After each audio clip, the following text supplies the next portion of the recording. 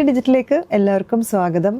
ഇന്നത്തെ നമ്മുടെ അതിഥി ഒരുപാട് വർഷത്തിന് ശേഷം കലാഭവൻ നവാസുക്കയും ഭാര്യ രഹനയും ഒരുമിച്ച് അഭിനയിച്ച ഇപ്പോൾ പുതിയ ചിത്രം ഈഴ എന്ന സിനിമയുടെ ഡയറക്ടറായ സിറാജ് റസയാണ് നമ്മുടെ ഗസ്റ്റായിട്ട് എത്തിയിരിക്കുന്നത്. സ്വാഗതം ചെയ്യാം. നമസ്കാരം.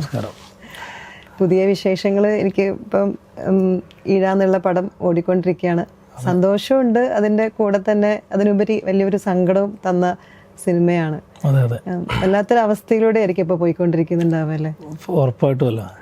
കാരണം നമ്മളൊരു കുടുംബത്തിൽ സംഭവിച്ചാൽ അത് എത്രമാത്രം ഫീൽ ചെയ്യും. പക്ഷേ ഇത് നമ്മുടെ കുടുംബത്തിൽ പോലുമില്ല. കാരണം ഇപ്പോൾ ഓൾമോസ്റ്റ് കേരളത്തിൽ തന്നെ എല്ലാവരും പിന്നെ എനിക്കൊണ്ട് കലാഭവൻ നവാസ്ക മരിച്ചതിന് ശേഷമാണ് നവാസ്കക്ക് ഇത്രയും ഒരു ഓഡിയൻസ് ഉണ്ടെന്നും അദ്ദേഹത്തെ ഇഷ്ടപ്പെടുന്ന ആളുകളെന്നും മനസ്സിലായത്. കലാഭവൻ മണി ചേട്ടൻ മരിച്ച അതേപോലത്തെ ഒരു തരംഗമാണ് ശരിക്കും നമ്മളിപ്പോൾ കണ്ടുകൊണ്ടിരിക്കുന്നത്. ആൾക്കാരുടെ ആ ഒരു ഫീല് എല്ലാ കമൻസിലും നമുക്ക് കാണാൻ പറ്റും.